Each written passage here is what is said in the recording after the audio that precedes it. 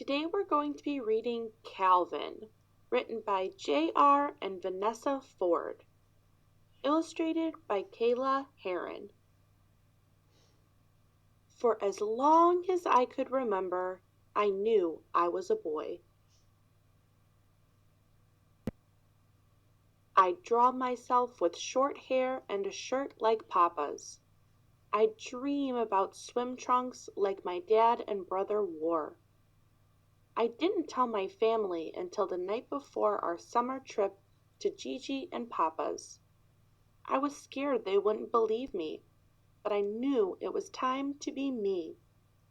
Whenever I have to do something scary, my dad always says, take deep breaths and count down from 5. Breathe in, breathe out. 5, 4, 3, 2, 1. I'm not a girl, I told my family. I'm a boy in my heart and in my brain. We love you if you are a girl, boy, neither, or both. We love you whoever you are, my dad said. Later, Dad told me the word for how I felt was transgender. Being transgender means other people think you are one gender, but inside you know you are a different one. I wondered how Gigi and Papa would react. As we got closer, I squeezed my stuffed lion to my chest. I had already told my family who I was. Now I needed to tell them my name. The same name as your favorite stuffed lion? Dad asked. It's why I named him that. It's always been my name to me. When we got to Gigi and Papa's, Dad told them my new name. He introduced me. Our summer trip turned out to be the best ever. At the comic convention, Papa bought me my favorite costume. My favorite superhero signed my poster using my real name. At Waterworld, Gigi bought me and my brother matching swim trunks.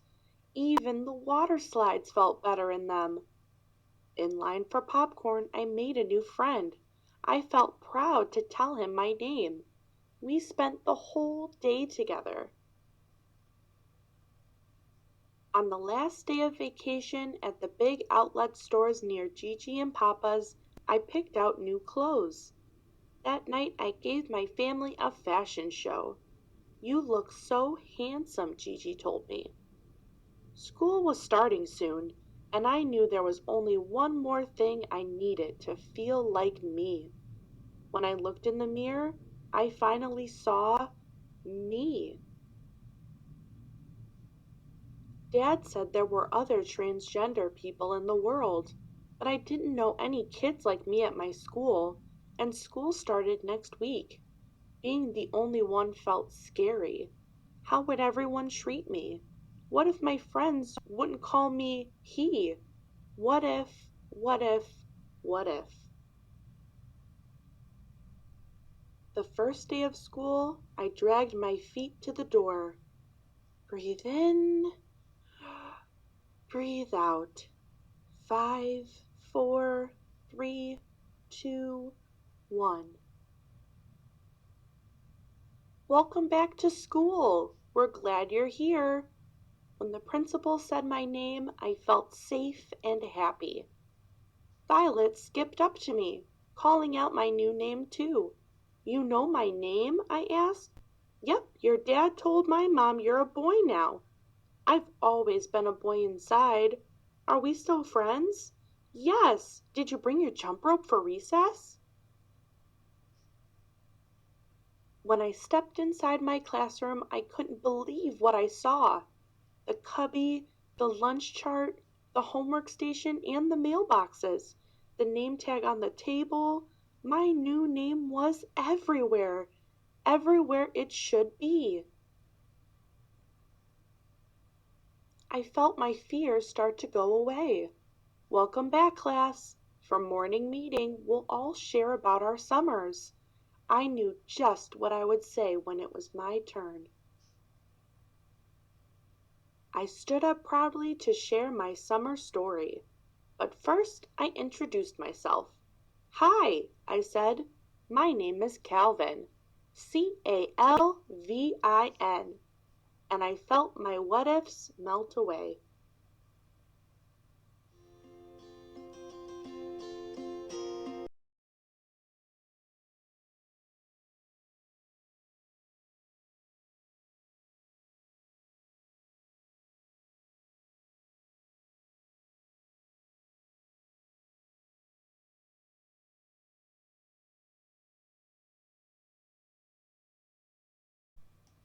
It Feels Good to Be Yourself, a book about gender identity, written by Teresa Thorne and illustrated by Noah Grigney.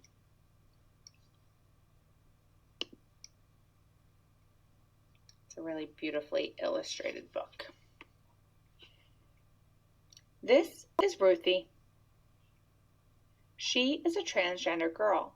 That means when she was born, everyone thought she was a boy, until she grew a little older, old enough to tell everyone that she's actually a girl. Girl is Ruthie's gender identity. This is Ruthie's brother Xavier. Xavier is a cisgender boy. That means when Xavier was born, everyone thought he was a boy, and as he grew older, it turned out everyone was right. He is a boy. Boy is Xavier's gender identity. There are so many different ways to be a boy or a girl, too many to fit in a book. But not everyone feels like either a boy or a girl. Non-binary is a helpful word that can describe a kid who doesn't feel exactly like a boy or a girl. This is Ruthie's friend Alex. Alex is both a boy and a girl. When Alex was born, everyone thought Alex was a girl, but Alex is both boy and girl. This is Alex's gender identity. This is Alex's friend JJ. JJ is neither a boy nor a girl. Ever since JJ was very little, they never felt exactly like a boy or a girl. They felt like themselves. This is JJ's gender identity. Alex and JJ are both non-binary. Just like there are many different ways to be a boy or a girl, there are many different ways to be non-binary, too many to put in a book.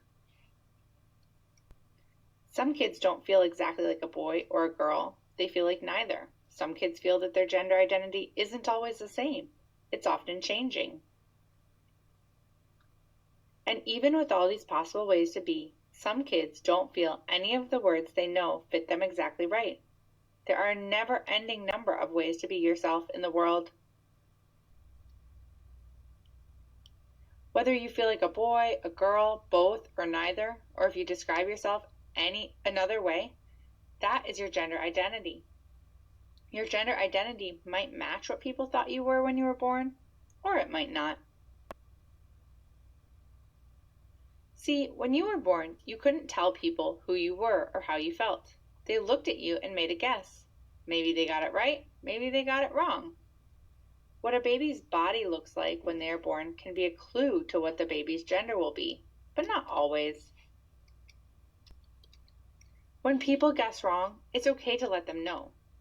Ruthie was 5 when she told her parents, "I know you think I'm a boy, but really I feel like a girl." Oops, Ruthie was a girl all along. They just didn't know it at first. When people guess right, it's also okay to let them know. Xavier was 3.5 when he told his family, "I'm a boy. I like being a boy." You might feel like a boy. You might feel like a girl. You might feel like both a girl and a boy, or like neither. You might feel like your gender changes from day to day or from year to year. You might feel that none of these words describe you perfectly. You might not be sure yet. Maybe you're still figuring it out. Your feelings about your gender are real. Listen to your heart. No matter what your gender identity is, you are okay exactly the way you are, and you are loved. It feels good to be yourself, doesn't it? These are some helpful terms to know about gender identity. And a little note about pronouns. So you've probably heard she, her, he, him, maybe even they, them, or z, here.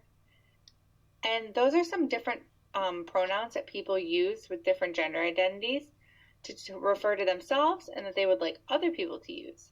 It's okay for your pronouns to change or for you to have more than one pronoun that feels good to you. Take a minute and think when people talk about you, what pronouns would you want them to use? For me, I like she, her pronouns. And then there's some helpful resources for other books about gender identity. And a note from the author and illustrator. The illustrator is trans and came out when they were 14 years old.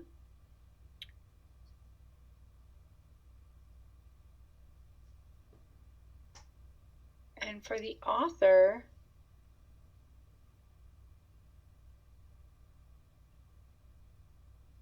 was inspired by her own daughter's exploration of her gender identity.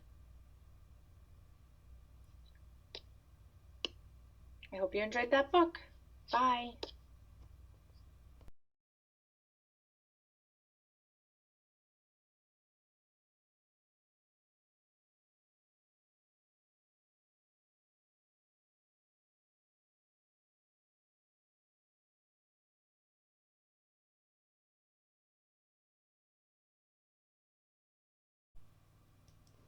Born Ready, the true story of a boy named Penelope.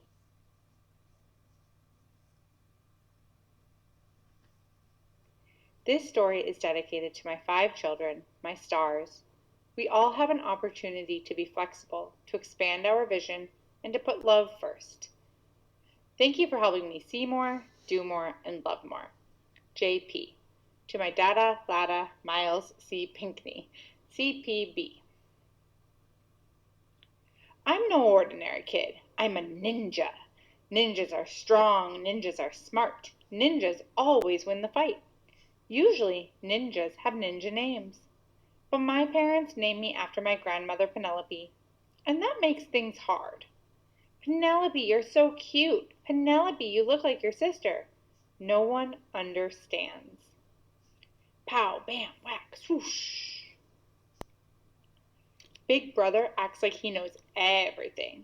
Penelope, do you know that the air around a lightning bolt is hotter than the sun? Nope. Do you know that everything has a scientific explanation? Nope. I may not know everything, but I know what I like. Skateboards and high tops, baggy blue jeans, button front shirts, math, science, and getting straight A's. And most of all, a mohawk haircut. Please! Mama is the busiest person I know. Papa is the strongest person I know. Big brother is the smartest. Big sister is the bossiest. And baby, he's the happiest. He can make anyone smile. If they'd all stop and listen, I'd tell them about me. Inside, I'm a boy. When I close my eyes and dream, I'm a boy. When I karate chop the bad guys, I am a boy. But my family is too busy to notice. I stomp through the house so they hear me. I cut the line at the playground so they see me. I pound my fists hard so they feel me. Time out. Peppy, why are you so angry? Mama asks. Because everyone thinks I'm a girl. However you feel is fine, baby. It's what's on the inside that matters most. If you feel like a boy, that's okay.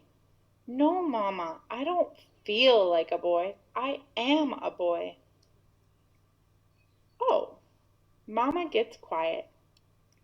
I love you, Mama, but I don't want to be you. I want to be Papa. I don't want tomorrow to come because tomorrow I'll look like you. Please help me, Mama. Help me be a boy. I hold Mama's hand and transfer some of my ninja powers to help her understand. Then Mama says the best word I've ever heard. Yes. She says, we will make a plan to tell everyone we love what we know. What's that? You are a boy. For the first time, my insides don't feel like fire. They feel like warm, golden love. Our family is from all over the world, and Mama says that makes us wise. Grandpa G flies from Ghana for my birthday. Mama bakes a cake. We gather around the table. Aquaba, says Mama. Penelope is not a pretend boy or a tomboy. He is our 5-year-old big boy. All eyes are stuck on me. Grandpa G slams his hand down on the table. Ah, Charlie, in my language of Twi, gender isn't such a big deal. We don't use gender pronouns. I don't understand everything, but I do know Grandpa G is smiling. Good, let's eat cake. But Big Brother isn't smiling. He looks mad. This doesn't make sense. You can't become a boy. You have to be born one. Mama puts her arms around both of us and pulls us in tight. Not everything needs to make sense. This is about love, she whispers. Papa stands up tall. Well, Pete, if you want me to call you a boy, you'll have to tell me yourself. I stand up tall too. I am a boy. It's Monday and Mama says school is my responsibility. I'm going to show my friends all of me. I put on my blue pants, I button my favorite shirt, I tighten my long tie. I feel good. I walk into school like I own the joint, just like Grandpa Johnny Boy from Harlem taught me. Hey, Pen, why are you wearing a boy's uniform? My friend Big D asks. Because I am a boy, and I like my full name, please, Penelope. Yeah, makes sense. And you look great, he says. We high five. Principal asked to see me. Penelope, I heard your classmates were asking about your uniform, she says. Were you embarrassed? I want to tell the principal that ninjas don't get embarrassed. We get busy. But I just shake my head no. Your parents told me you are a boy. Is that true? I think like a boy. I feel like a boy. I might look different from other boys. But yes, I'm sure I'm a boy. Well, Penelope, today you're my teacher. What do you think she means by you're my teacher? Like maybe he's teaching her something that day? Mama says ninjas need to be powerful, so I study karate. Little Pete, you ready for this? Master Bill asks. He's the loudest man I know, and I like it. He teaches me how to fight and train hard with my team. Little Pete, give me a left foot roundhouse kick, Master Bill says. I try my best, but it's confusing. No, your left foot. Left. Master Bill says, if you don't do, you can't become. Mama says, winners are losers who get back up. I say, ninjas don't quit. I practice every day, breathing and stretching, blocking and punching. Most important, I learn to get back up. Master Bill says, I'm ready. Papa drives us to my first tournament. I bring my cheering squad. Baby, are you sure you want to fight? Mama asks. Remember to protect yourself, Papa says. Don't worry, I tell them. I'm not afraid. Then Big Brother jumps in. Ninjas never back down from a challenge. Pete, you got this, he says. When we check in at the front desk, my teammates are already there. Yo, you ready, Pete? Born ready. My opponent is tall. My opponent is fast. We've both come to win. This won't be easy. I shuffle my feet, I bob from side to side. Boom! Roundhouse kick to the head. I score, I win. When they give out the gold, what name will they call? And the gold goes to Penelope! Me! It's my time. I'm a boy named Penelope.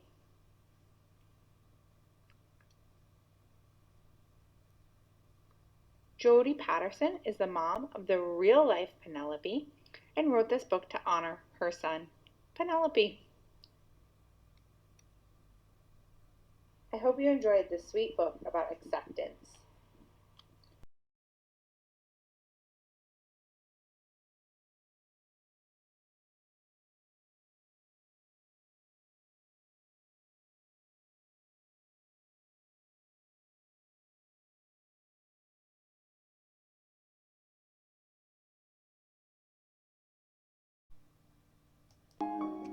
From the Stars in the Sky to the Fish in the Sea.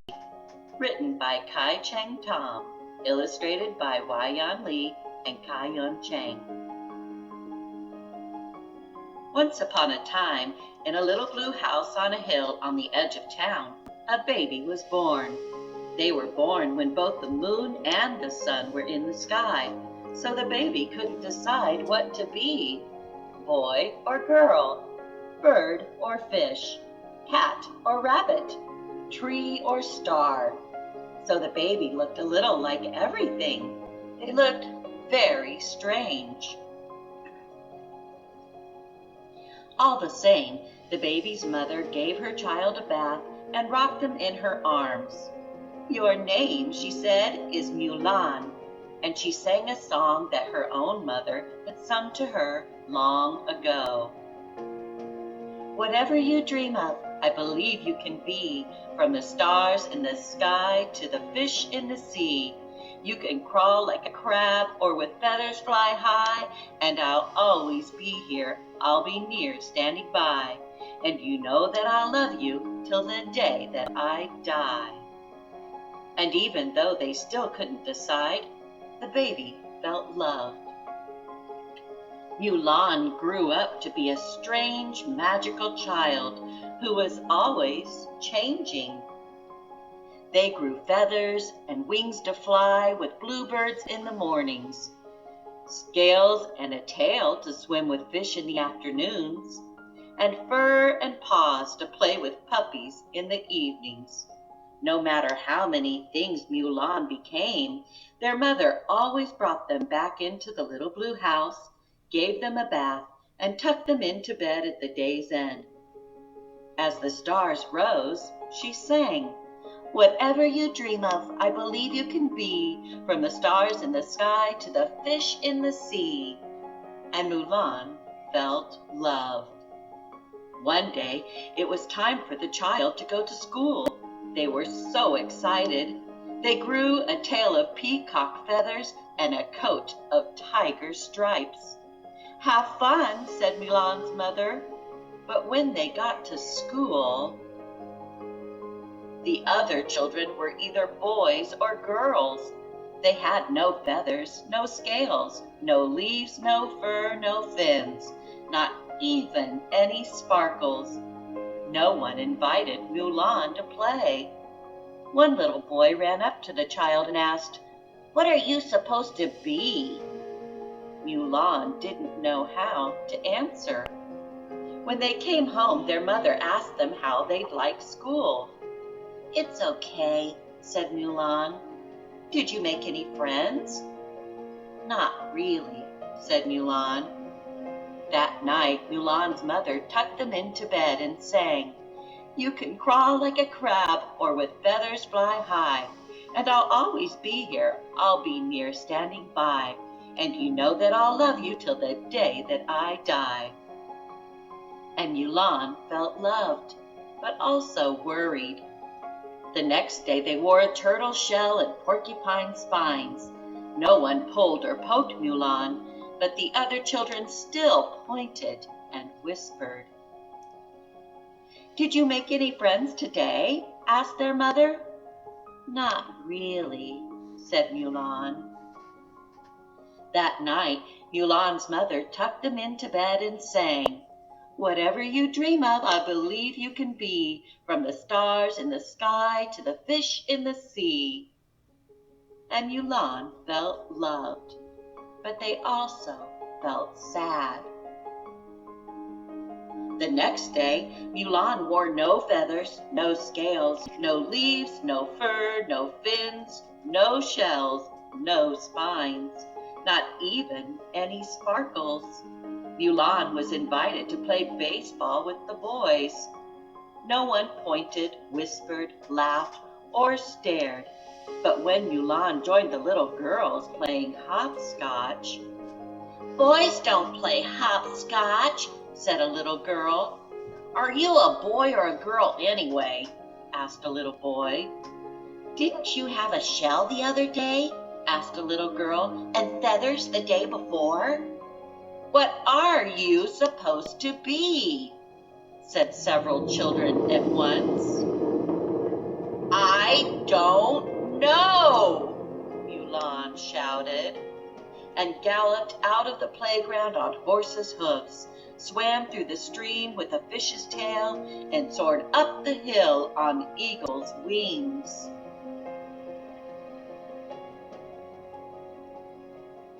How was school? Asked Mulan's mother.